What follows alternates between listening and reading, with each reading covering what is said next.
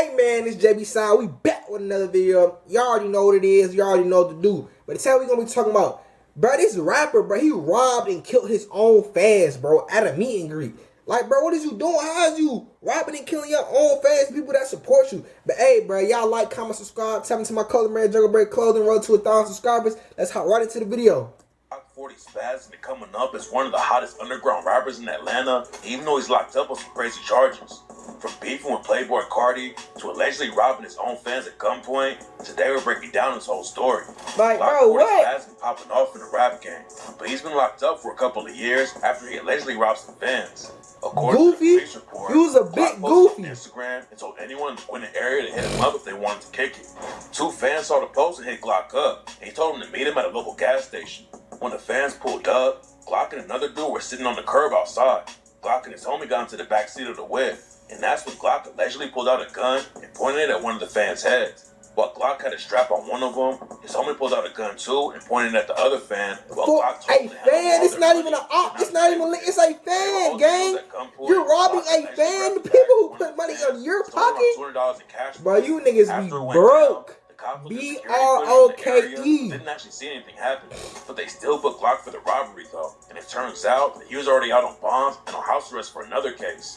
They hit him with charges for armed robbery, assault, and possession of a knife or a firearm.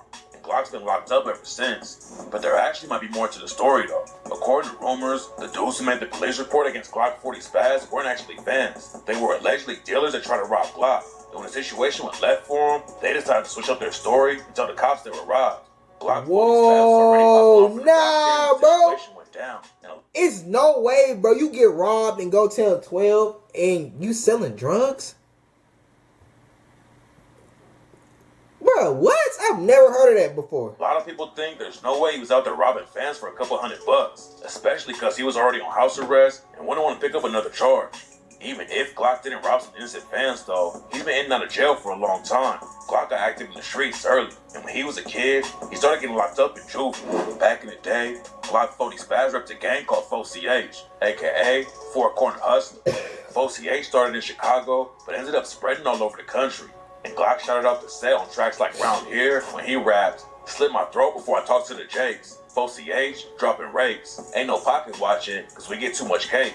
Then at some point, Glock started repping the Goodfellas mob, aka GF. GF was allegedly started as a prison gang back in the 2000s by a dude named Frankie Osama. GF is allegedly mostly active on the inside, but they started running the streets outside too. Back in the day, GF was in the same apartment.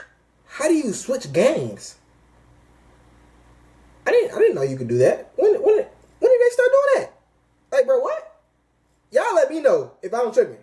If I'm tripping, let me know when niggas started switching gangs. Because I didn't know you could go from whatever he is to whatever he is now, or Blood to Crip, or Crip to Blood, or GD to BD, or a Vice Lord to goddamn, like, bro, huh? Complex is another set called PFK. Some people say they were basically the same gang for a while, but then some personal drama sparked a deadly beef between them.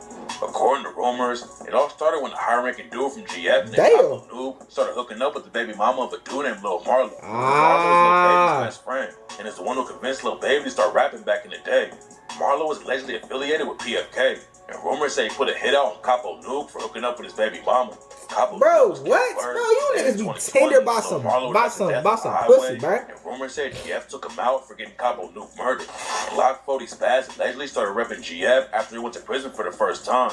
And that's when he started shouting him out on tracks like Be Right Back when he raps mob shit, 7-6, and that's just that. Give a fuck with a nigga bang, nigga no cap. Snatch a rap nigga chain, leave his face in his lap. GF till I die, pussy boy I'm stamped. Baby like vampire, nigga fuck your camp. Glock also has his own crew called EBG, aka bro, Everyday Band Gang. This nigga, he every gang, bro. This nigga is every gang, bro. He didn't, bro. They didn't say it like, but they didn't say about 5 gangs he affiliated with, like. What? It's allegedly just a music collective and not a real set. But even if EBG isn't really a gang, they're still taking some heavy losses in the streets. One of Glock 40 Spaz's homies in the crew is a dude named Lil EBG. Lil EBG is a lot younger than Glock, but he was allegedly active in the streets before he even became a teenager. And on Be Right Back, Glock shouted him out and rapped, "Stomp a op out in this new Rick Owens. Bands make her dance, fuck round, get these hoes posing. How the fuck it was Lil EBG? That boy chosen. I walk in the party, my fire, I'm gonna blow it. But before Glock really blew up in the rap game and started beefing with one of the biggest artists in the industry, Lil EBG got caught up in a tragic situation and was hit with. But this nigga like 9 years old. What the hell? Lil EBG had been making ghost guns at his crib and selling them on the street. Ghost guns are made from parts you can buy on the internet and are basically untraceable. All you have to do is order parts online and put the gun together, and you've got a strap that the cops can't link back to you. Lil EBG was buying everything, putting the guns together, and selling them on the street. It was a good hustle what? money, but it tragically ended up getting his sister killed. A dude named Yusuf MacArthur L was supposed to buy a gun from Lil EBG at his crib, but L showed up with another dude and decided to just take the strap instead of paying Lil EBG. That's when Lil EBG upped another strap and let off a shot. But instead of hitting L, the bullet hit Lil EBG's sister Kyra.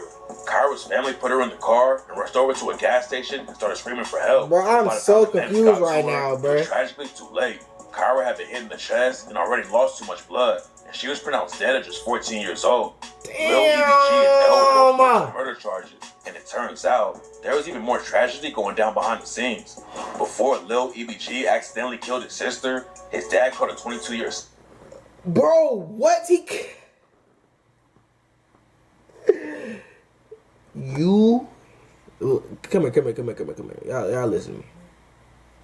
You niggas suck at this shit that y'all doing, bro. Like, go pick up a book, go pick up a basketball or a football, and I don't even know, bro. Sentence for abusing one of Kyra's friends. Lil EBG's dad was already locked up by the time he started making and selling ghost guns. But what's crazy is that Lil EBG's mom, Ashley, allegedly helped him do it.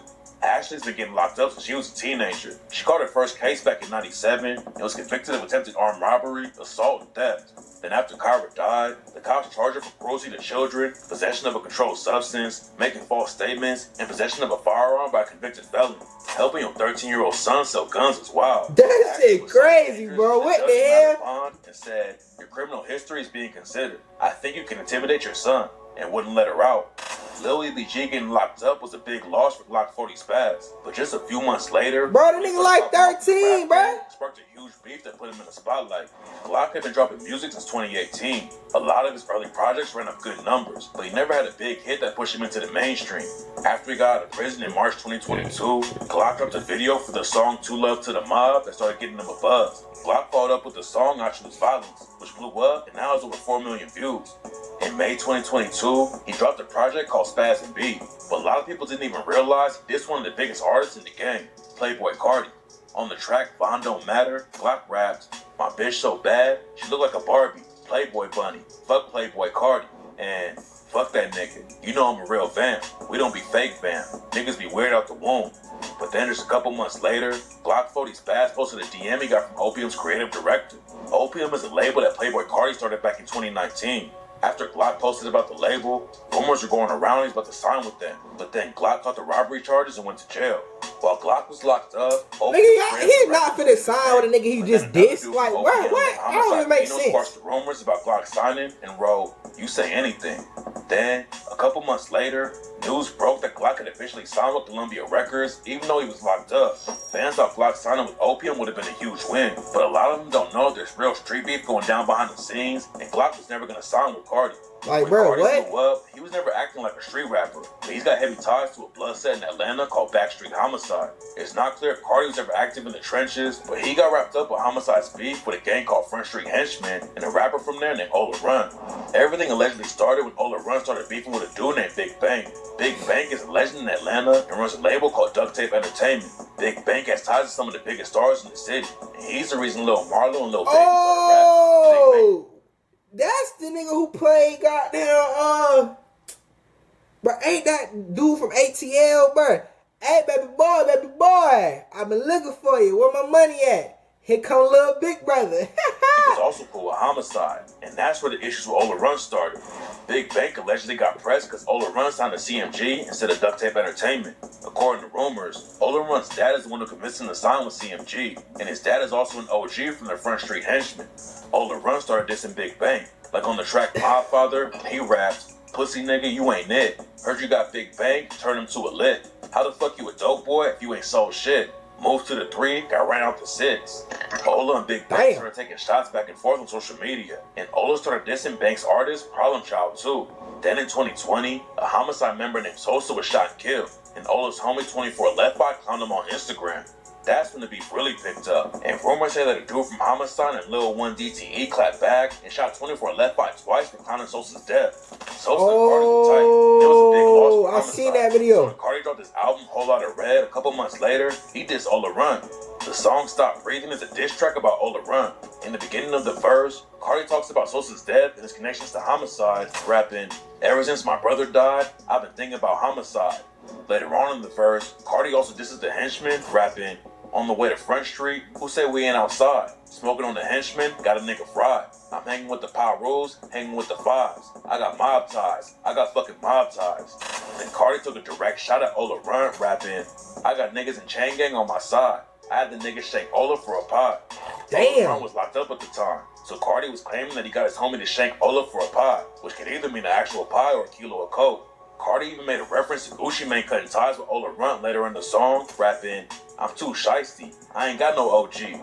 Back then, Pooh Shiesty was the newest artist on Gucci's 1017 label. Hey, Ola bro, Run free was also Shiesty, signed bro. 1017 at one point, but Gucci ended up cutting ties after Ola started beefing with Big Bang. Ola and Cardi's beef cooled off after Ola caught a gun case and went to jail. But Glock 40's Spaz started dissing Playboy Cardi even more after he got locked up. On a jail call that one of his homies recorded, Glock said, "Fuck Playboy Cardi. Fuck Playboy Cardi, nigga, you a hoe. Fuck Playboy Cardi. Fuck opium. Fuck all that shit, nigga." Glock is especially cool with Country why? Henchman and that's why the beef was deeper than rap. After he got locked up, Glock did an interview and said he never talked to Cardi about a deal and said that it was real street beef going on with them. Glock was already popping off in the industry, but beefing with Cardi got even more eyes on him. He's been locked up since 2022, but his team is still dropping new music, and Glock is running up big numbers everywhere. Nah, no cap, but he just dropped the album. I ain't gonna lie, I be listening to that joint. During his interview from jail, Glock said he's gonna leave Atlanta and move out to LA to avoid all the drama. It's not clear when he'll be coming home, but if he keeps the momentum up when he's behind bars, Glock could come back and really take over the game. Bruh. Y'all niggas, boy. Baby, can y'all please?" I tell you, bruh, like, stay out the streets, bruh. Like, simple, bruh. Like, go get your money, stay out the streets, bruh. Like, it ain't nothing, bruh. Y'all, I say this every single video, bruh. These niggas get locked up or these niggas get killed. It's one of the two. Like, 1% make it out.